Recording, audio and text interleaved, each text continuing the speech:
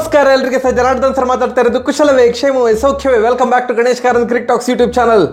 ಸ್ವಲ್ಪ ಸುಧಾರಿಸಿಕೊಂಡವ ನಾವು RCB ಅನ್ಸ ಸ್ವಲ್ಪ ಮೊನ್ನೆ ಅಂತೂ ಭಾರಿ ಬೇಜಾರಾಗಿತ್ತಪ್ಪ. ಆ್ಯಂಡ್ ಆ ವ್ಯೂಸ್ ಕೂಡ ನಿಮಗೆ ಅದನ್ನು ಸಜೆಸ್ಟ್ ಮಾಡ್ತದೆ. ಏನಂತಂದರೆ ನಮ್ಮ RCB ಮ್ಯಾಚ್ ಇದು ವಿಡಿಯೋ ಎಲ್ಲ ಭಯಂಕರ ಓಡ್ತಾ ಇತ್ತು. ಆ್ಯಂಡ್ 6-6 ವಿನ್ ಆಗುವ ಟೈಮಲ್ಲಂತೂ ಓಹೋ ಜಿಗಿ ಜಿಗಿ ಅಂತ ಓಡ್ತಾ ಇತ್ತು. ಮೊನ್ನೆ ಓಡಲಿಲ್ಲ, ಮೊನ್ನೆ ಜಾಸ್ತಿ ಜನ ನೋಡಲಿಲ್ಲ. ಯಾಕಂತಂದರೆ ಬೇಜಾರಾದಾಗ ಯಾರು ಮತ್ತೆ ನನ್ನ ಮಾತು ಕೇಳಲಿಕ್ಕೆ ಬರ್ತಾರೆ? ಫಸ್ಟ್ ಆಫ್ ಆಲ್ ಬೇಜಾರಾದಾಗ ನನಗೆ ಮಾತಾಡಲಿಕ್ಕೆ ಬೇಜಾರು, ಇನ್ನು ನನ್ನ ಮಾತು ಕೇಳಿಸ್ಕೊಳ್ಳಿಕ್ಕೆಲ್ಲ ಬರ್ತಾರ. ವ್ಯೂಸ್ ಸ್ವಲ್ಪ ದಬ್ಬಂತ ಬಿದ್ದಿದೆ. CSK ಮೇಲೆ ವಿನ್ ಆದಾಗ, ಪ್ಲೇ ಆಫಿಗೆ ಕ್ವಾಲಿಫೈ ಆದಾಗ ಓ ಅಂತ ನೋಡಿದ್ರು ಎಲ್ಲರೂ. ಬಟ್ ಮೊನ್ನೆದು ವಿಡಿಯೋ ಅಷ್ಟು ಓಡಲಿಲ್ಲ. ಅದು ವೆಲ್ ಅಂಡರ್ಸ್ಟುಡ್ ಯಾಕೆ ಓಡಲಿಲ್ಲ ಅನ್ನೋದು ಸಹ ಗೊತ್ತುಂಟು. ಓಕೆ, ಈಗ RCB ಎಲಿಮಿನೇಟ್ ಆಗಿದೆ. ಎಲಿಮಿನೇಟರಲ್ಲಿ ಈಗ 3 ತಂಡ ಉಂಟು. ಒಂದು ತಂಡ ಆಲ್ರೆಡಿ KKR ಆಲ್ರೆಡಿ ಫೈನಲ್ಗೆ ಸೆಲೆಕ್ಟ್ ಆಗಿದೆ. ಇವತ್ತು ಇನ್ನೊಂದು ತಂಡ ಫೈನಲ್ಗೆ ಯಾವುದು ಸೆಲೆಕ್ಟ್ ಆಗ್ತದೆ ಅಂತ ಗೊತ್ತಾಗ್ತದೆ. SRH versus Rajasthan Royals. ಈ 2 ತಂಡಗಳ ವಿರುದ್ಧ ಕ್ವಾಲಿಫೈಯರ್ 2 ಅಥವಾ ಎಲಿಮಿನೇಟರ್ 2 ಅಂತ ಸಹ ಕರಿಬಹುದು. ಕ್ವಾಲಿಫೈಯರ್ 2 ಅಂತ ಹೇಳು, ಯಾಕಂತಂದ್ರೆ ವಿನ್ ಆಗುವವರು ಫೈನಲ್ಗೆ 2ನೇ ತಂಡ ಆಗಿ ಸೆಲೆಕ್ಟ್ ಆಗ್ತಾರೆ. ಇವತ್ತಿನ ಮ್ಯಾಚ್ ಆಗ್ತಾ ಇರೋದು ಚೆನ್ನೈ ಪಿಚ್ಚಲ್ಲಿ.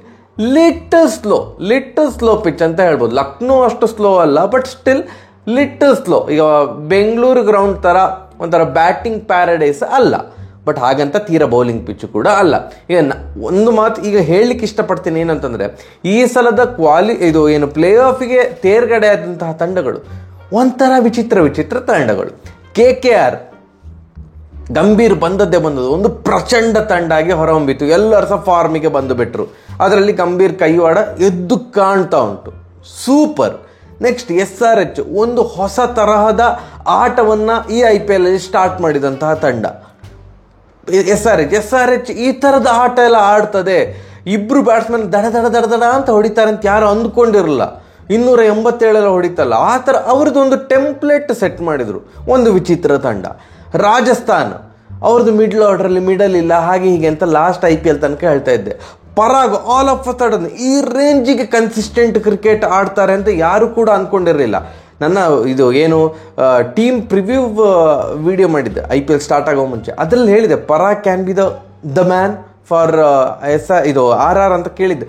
ಬಟ್ ಈ ರೇಂಜ್ಗೆ ಕ್ಲಿಕ್ ಆಗ್ತಾನೆ ಅಂತ ಗೊತ್ತಿರಲಿಲ್ಲ. Very happy for Parag. So ಇನ್ನೊಂದು ವಿಚಿತ್ರ ತಂಡ. ಆ್ಯಂಡ್ ನಮ್ಮ RCB ತಂಡ ಅಲಕ್ ಬುಲಕಲ್ಲಿ ಬರಲಿಲ್ಲ. ಫಸ್ಟ್ ಇದೇನು 8 ಮ್ಯಾಚಲ್ಲಿ 7 ಸೋತಿತ್ತಲ್ಲ, 6 ಮ್ಯಾಚ್ ಕಂಟಿನ್ಯೂಸ್ ಸೋತ್ರಲ್ಲ, ಅದಾದಮೇಲೆ 6-6 ವಿನ್ ಆದ್ರಲ್ಲ, ಆ ಒಂದು come back just amazing. So 4 ತಂಡಗಳು ಸಹ ರಿಚ್ಲಿ ಡಿಸರ್ವ್ಡ್. ಯಾರು ಸಹ ಲಕ್ಕಲ್ಲಿ ಬಂದರು ಇಕ್ಕಲ್ಲಿ ಬಂದರೆ ಎಂತ ಇಲ್ಲ, ರಿಚ್ಲಿ ಡಿಸರ್ವ್ಡ್. ಎಲ್ಲ ಅವರವರ ಹೋರಾಟದ ಬಲದಿಂದ ಬಂದಂಥ 4 ತಂಡಗಳು. ಅದರಲ್ಲಿ ಒಂದು ತಂಡ ನಮ್ಮ RCB ತಂಡ ಎಲಿಮಿನೇಟರ್ಲಿ ಔಟ್ ಆದರು. All thanks to blah blah blah blah blah. ಮತ್ತೆ ಪುನಃ ಯಾಕೆ ಸೋತದಂತೆಲ್ಲ ಹೇಳೋದಿಲ್ಲ. ಇವತ್ತಿನ ಮ್ಯಾಚಲ್ಲಿ ಯಾರು ವಿನ್ ಆಗ್ಬೋದು ಅಂತ ಗೊತ್ತಿಲ್ಲ. ಬಟ್ ಏನು ಸರಿ ಮಾಡಿಕೊಳ್ಳಬಹುದು, RR ಏನು ಸರಿ ಮಾಡಿಕೊಳ್ಳೋ ಅಗತ್ಯವೇ ಇಲ್ಲ. ಹೆಟ್ಮೈರ್ ಅವರು ಬಂದ ಕೂಡಲೇ ಮತ್ತೆ ಪುನಃ ಅಲ್ಲಿ ಸಾಲಿಡಿಟಿ ಬಂತು ತಂಡಕ್ಕೆ. ಈ ಲಾಸ್ಟ್ ಏನು 4 ಸೋತಿದ್ರಲ್ಲ, ಆ ಮ್ಯಾಚಲ್ಲಿ ಹೆಟ್ಮೈರ್ ಅವರು ಇರಲಿಲ್ಲ ಅಂತ ಕಾಣ್ತದೆ. ಎಸ್ಪೆಷಲಿ ಲಾಸ್ಟ್ 3 ಮ್ಯಾಚ್ ಅಂತೂ ಹೆಟ್ಮೈರ್ ಅವರು ಇರಲಿಲ್ಲ. ಇಂಜುರಿ ಆಗಿತ್ತ ಏನಂತ ಗೊತ್ತಿಲ್ಲ. ಅವ್ರು ಬಂದದ್ದು ಮತ್ತೆ ಪುನಃ ಆ ತಂಡಕ್ಕೆ ಸಾಲಿಡಿಟಿ ಬಂತು. ಎಸ್, ಬಟ್ಲರ್ ಇಲ್ಲ, ಬಟ್ ಕ್ಯಾಡ್ಮೋರ್ ಅವರು ಬಟ್ಲರ್ ಥರವೇ ನಂಗೆ ಅನಿಸೋದು. ಎಲ್ಲರೂ ಕ್ಯಾಡ್ಮೋರ್ ಅವರು ಕೂಡ ಬಟ್ಲರ್ ಥರದ ಫಾರ್ಮಿಗೆಲ್ಲ ಒಳ್ಳೆ ಫಾರ್ಮಿಗೆ ಬಂದರೆ ಅನ್ಬೀಟೇಬಲ್ ತಂಡ ಆಗಿ ಹೊರಹೊಮ್ಮುತ್ತದೆ ಇವತ್ತು. ಯಾಕಂತಂದರೆ ಜಯಸ್ವಾಲ್ ಒಳ್ಳೆ batsman, technically very strong batsman. Cadmore ಅವರು ಟೆಕ್ನಿಕಲಿ ಅಂತೂ ನನಗೆ ಒಳ್ಳೆ ಬ್ಯಾಟ್ಸ್ಮನ್ ಅಂತವೇ ಅನ್ನಿಸ್ತಾ ಉಂಟು. Samson amazing.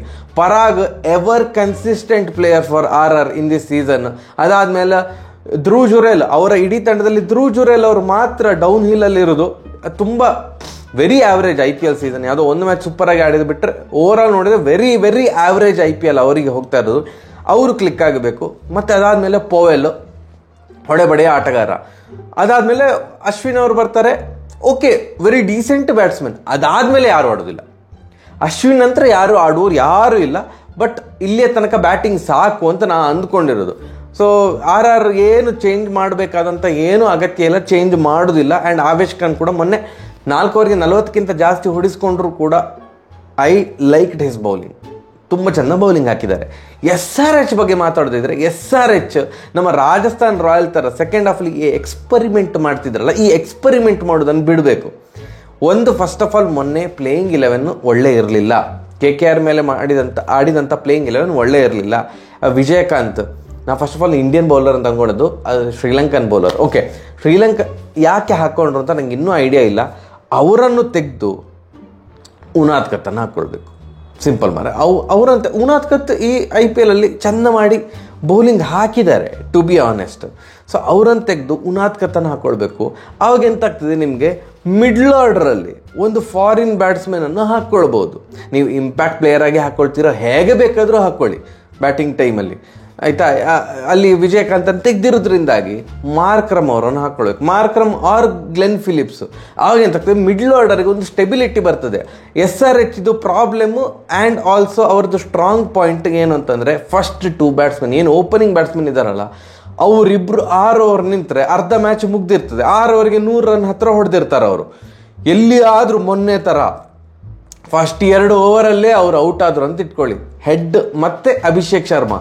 ಆವಾಗ ಸಿಕ್ಕಾಪಟ್ಟೆ ಪ್ರೆಷರ್. ಯಾಕಂತಂದರೆ ಅವರ ಮಿಡ್ಲ್ ಆರ್ಡರಲ್ಲಿ ಎಕ್ಸ್ಪೀರಿಯನ್ಸ್ಡ್ ಬ್ಯಾಟ್ಸ್ಮನ್ ಇಲ್ಲ. ಕ್ಲಾಸನ್ನು ಬಿಟ್ಟರೆ ನಿತೀಶ್ ರೆಡ್ಡಿ ಆಗಿರ್ಬೋದು, ಅಬ್ದುಲ್ ಸಮದ್ ಆಗಿರ್ಬೋದು, ಶಾಬಾಜ್ ಅಹಮದ್ ಆಗಿರ್ಬೋದು.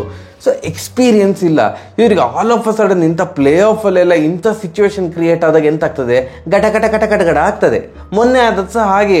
ಫಸ್ಟ್ 2 ಓವರಲ್ಲೇ ಅಭಿಷೇಕ್ ಶರ್ಮಾ ಮತ್ತು ಹೆಡ್ಡೆಲ್ಲ ಔಟ್ ಆಗಿದ್ದರಿಂದಾಗಿ ನಿತೀಶ್ ರೆಡ್ಡಿಗೆ, ಅಬ್ದುಲ್ ಸಮದ್ ಅಥವಾ ಶಾಬಾಜ್ ಅಹಮದ್ ಇವರಿಗೆಲ್ಲ ಪ್ಲೆಷರ್ ಅಲ್ಲ ಮಾರೆ, ಪ್ರೆಷರನ್ನು ಹ್ಯಾಂಡಲ್ ಮಾಡಲಿಕ್ಕೆ ಆಗಲಿಲ್ಲ. ತುಂಬ ಕಷ್ಟ ಆಯಿತು ಅವರಿಗೆ. ಆದರೆ ಇವ್ರದ್ದು ಪ್ಲಸ್ ಪಾಯಿಂಟ್ ಆ್ಯಂಡ್ ವೀಕ್ನೆಸ್ ಏನು ಹೇಳಿದಾನ, ಈ ಇಬ್ಬರು ನಿಂತು ಆಡಬೇಕು. ಈ ಇಬ್ಬರು ನಿಂತು ಆಡಿದರೆ ಫಸ್ಟ್ 6 ಓವರಲ್ಲಿ ಚಚ್ಚಿದರೆ ಅವಾಗ ಏನಾಗ್ತದೆ, ಮಿಡ್ಲ್ ಆರ್ಡ್ರಲ್ಲಿ ಮತ್ತೆ ಪುನಃ ಮಾರ್ಕ್ರಮ್ ಅವರಂತಹ ಒಂದು ಎಕ್ಸ್ಪೀರಿಯನ್ಸ್ ಪ್ಲೇಯರ್, ಅಥವಾ ಗ್ಲೆನ್ ಫಿಲಿಪ್ಸ್ ಆಲ್ಸೋ ಎಕ್ಸ್ಪೀರಿಯನ್ಸ್ ಪ್ಲೇಯರೇ, ಬಟ್ ಜಾಸ್ತಿ ಎಕ್ಸ್ಪೀರಿಯನ್ಸ್ಡ್ ಮಾರ್ಕ್ರಮ್ ಅವರು ಬಂದು ಆಡಿದರೆ ಏನಾಗ್ತದೆ, ಅವರ ಸುತ್ತ ಈ ಹುಡುಗರು ಒಂದು ಸಪೋರ್ಟಿವ್ ಸಿಸ್ಟಮ್ ಆಗಿ ನಿಂತ್ಕೊಳ್ಬೋದು. ನಿತೀಶ್ ರೆಡ್ಡಿ, ಶಾಬಾಜ್ ಅಹಮದ್, ಅಬ್ದುಲ್ ಸಮದ್, ಮತ್ತು ಫಿನಿಶ್ ಮಾಡಲಿಕ್ಕೆ ಕ್ಲಾಸನ್ನು. ಎಲ್ಲಿಯಾದರೂ ಅಭಿಷೇಕ್ ಶರ್ಮಾ ಮತ್ತು ಹೆಡ್ ನಿಂತುಕೊಂಡು ಆಡಿದರೆ RR ವಿನ್ ಆಗ್ಲಿಕ್ಕೆ ಆಗೋದಿಲ್ಲ. As simple as that. ಈಗ ಹೆಡ್ದು ವೀಕ್ನೆಸ್ ಸುಮಾರು ಜನಕ್ಕೆ ಗೊತ್ತಾಗಿದೆ. ಲೆಫ್ಟ್ ಆರ್ಮ್ ಫಾಸ್ಟ್ ಬೌಲರ್ದು ಬೌಲಿಂಗು ಭಾರಿ ಕಷ್ಟ ಹೆಡ್ಗೆ ಆಡಲಿಕ್ಕೆ ಅಂತ. ಯಾಕಂದರೆ ಲಾಸ್ಟ್ 2 ಮ್ಯಾಚ್ ನೋಡಿ, ಹರ್ಷದೀಪ್ ಸಿಂಗ್ ಫಸ್ಟ್ ಬಾಲಿಗೆ ಡಕ್ಔಟಿಗೆ ಔಟ್ ಆದರು ಹೆಡ್ ಅವರು. ನೆಕ್ಸ್ಟ್ ಪ್ಲೇ ಆಫಲ್ಲಿ KKR ಮೇಲೆ ಕ್ವಾಲಿಫೈಯರ್ 1ನಲ್ಲಿ ಸ್ಟಾರ್ಕ್ ಅವರ ಬೌಲಿಂಗಲ್ಲಿ 2ನೇ ಬಾಲಿಗೆ ಬೋಲ್ಡಾಗಿ ಔಟ್ ಆದರು. ಸೊ ಸತತ 2 ಮ್ಯಾಚ್ 0 ಸೋತಿದ್ದಾರೆ against left arm fast bowler, ಅದು ಸಹ ಬೋಲ್ಡ್ ಆಗಿ ಔಟ್ ಆಗಿರೋದು. So obviously first over Boult bowling ಹಾಕ್ತಾರೆ RRಗೆ. So Boult again left arm fast bowler, ಸ್ವಲ್ಪ ತಲೆ ಉಪಯೋಗಿಸಿ SRH ಅವ್ರು ಏನು ಮಾಡ್ಬೋದು ಅಂತಂದರೆ, ಫಸ್ಟ್ ಓವರ್ ಅಭಿಷೇಕ್ ಶರ್ಮಾ ಆಡಲಿ, ಬೋಲ್ಟ್ ಅವರ ವಿರುದ್ಧ ಅಭಿಷೇಕ್ ಶರ್ಮಾ ಅವರು ಬ್ಯಾಟಿಂಗ್ ಮಾಡಲಿ, ಆ್ಯಂಡ್ ಡಿಸೈಡ್ ಮಾಡಿ 6 ಬಾಲ್ಸ್ ಅಭಿಷೇಕ್ ಶರ್ಮಾ ಅವರೇ ಆಡ್ತಾರೆ. ನೋ ಸಿಂಗಲ್ಸ್ ಅಲ್ವಾ. ಈಗ ಸಿಂಗಲ್ ಹೊಡೆದ್ರೆ ಸೊ ಓಡಬೇಡಿ, ಯಾರು ಆಡ್ಕೊಳ್ಳೋರು ಆಡ್ಕೊಳ್ತಾರೆ ಅಷ್ಟೇ. ಸಿಂಗಲ್ ಓಡಲಿಲ್ಲ ಮಾರೆ, ಹೆಡ್ಡಿಗೆ ಗಡಗಡ, ಬೋಲ್ಟ್ ಅವ್ರನ್ನ ಕಂಡ್ರೆ ಗಡಗಡ, ಒದ್ದೆ ಆಗಿದೆ, ಎಂತ ಬೇಕಾದ್ರೆ ಮಾತಾಡಿಕೊಳ್ಳಿ. ಇದು ನಿಮ್ಮ ಟೀಮ್ ಹಿತದೃಷ್ಟಿಯಿಂದ. ಯಾಕಂತಂದರೆ ಔಟ್ ಆದರೆ ಔಟೇ. ನಿಮಗೆ ಫೈನಲಿಗೆ ಹೋಗುವಂತಹ 2ನೇ ಅವಕಾಶ ಸಿಕ್ಕಿರುವಾಗ ಸ್ವಲ್ಪ ಯೋಚಿಸಿ. ಹೆಡ್ ಅವರೇ ಓಪನಿಂಗ್ ಅಂದರೆ ಸ್ಟ್ರೈಕ್ ತೊಗೊಳ್ಬೇಕಂತೇನಿಲ್ವಲ್ಲ. ಫಸ್ಟ್ 6 ಬಾಲ್ ಅಭಿಷೇಕ್ ಶರ್ಮಾ ಅವರೇ ಆಡಲಿ. ಆವಾಗ ಏನಾಗ್ತದೆ, ನಿಮ್ಮ ವಿಕೆಟ್ ಕೈಯಲ್ಲಿ ಉಳಿಸ್ಕೊಳ್ಬೋದು. ಯಾಕಂತಂದರೆ ಲಾಸ್ಟ್ 2 ಮ್ಯಾಚ್ ಇವರು 0ಗೆ ಔಟ್ ಆಗಿರೋದ್ರಿಂದ left arm fast bowler against. ಈಗ ಎಂಥದ್ದಾಗಲಿ ನೋಡೇ ಬಿಡುವ ಅಂತ ಹೇಳುವಂಥ ಸಮಯ ಅಲ್ಲ. ಇನ್ನೊಂದು ಅವಕಾಶ, ಸುವರ್ಣ ಅವಕಾಶ ಫೈನಲಿಗೆ ಹೋಗಲಿಕ್ಕೆ, ಅದನ್ನು ಉಪಯೋಗಿಸಿಕೊಳ್ಳಿ. ಈ ಮ್ಯಾಚ್ ನನಗೆ ನೆಕ್ ಟು ನೆಕ್ ಅಂತವೇ ಅನ್ನಿಸ್ತಾ ಉಂಟು. ಯಾಕಂತಂದರೆ 2 ತಂಡದಲ್ಲಿ ಸ್ವಲ್ಪ ನೆಗೆಟಿವ್ ಸೈಡ್ ಸಹ ಉಂಟು. ಈಗ ನೋಡಿ, ರಾಜಸ್ಥಾನ್ ಇದು ಏನು ಇವರಾದ್ಮೇಲೆ ಅಶ್ವಿನ್ ಆದಮೇಲೆ ಬ್ಯಾಟಿಂಗ್ ಇಲ್ಲ. ಸೊ ಆ ಒಂದು ಪ್ರೆಷರ್ ಇರ್ತದೆ, ವಿಕೆಟ್ ಕೈಯಲ್ಲಿ ಉಳಿಸ್ಕೊಳ್ಬೇಕು ಅನ್ನುವಂತಹ ಪ್ರೆಷರ್ ಇದ್ದೇ ಇರ್ತದೆ. ಆ್ಯಂಡ್ ಯಾವುದೋ ಒಂದು ಮ್ಯಾಚಲ್ಲಿ ಪೊವೆಲ್ ಕೂಡ ಇರಲಿಲ್ಲ, ಹೆಟ್ಮಯರ್ ಮತ್ತು ಧ್ರುವ್ ಇರಲಿಲ್ಲ. ಆ ಥರ 2 ಕೀ ಪ್ಲೇಯರ್ಸ್ ಇರಲಿಲ್ಲ, ಐ ಥಿಂಕ್ CSK ವಿರುದ್ಧ. ಸೊ ಆ ಒಂದು ಪ್ರೆಷರಿಂದಾಗಿ ಏನಾಯಿತು, ವಿಕೆಟ್ ಉಳಿಸ್ಕೊಳ್ಬೇಕು ಅನ್ನುವ ದೃಷ್ಟಿಯಿಂದಾಗಿ ಭಯಂಕರ ನಿಧಾನಕ್ಕೆ ಆಡಿದರು. ಹೆಟ್ಮ್ಯಾರ್ ಅವರು ಇರಲಿಲ್ಲ, ಐ ಥಿಂಕ್ ಪೊವೆಲ್ಲ ಧ್ರುವ್ ಅವರಿಬ್ಬರಲ್ಲಿ ಒಬ್ಬರು ಇರಲಿಲ್ಲ. ಸಿಕ್ಕಾಪಟ್ಟೆ ಸ್ಲೋ ಆಡಿದ್ರು CSK ಮೇಲೆ. ಬಿಕಾಸ್ ಆ ಒಂದು ಪ್ರೆಷರ್ ಇತ್ತು ವಿಕೆಟ್ ಉಳಿಸ್ಕೊಳ್ಬೇಕಂತ. ಇದೊಂದೇ ನೆಗೆಟಿವ್ ಅಂತ ನಂಗೆ ಅನ್ನಿಸ್ತಾ ಇರೋದು.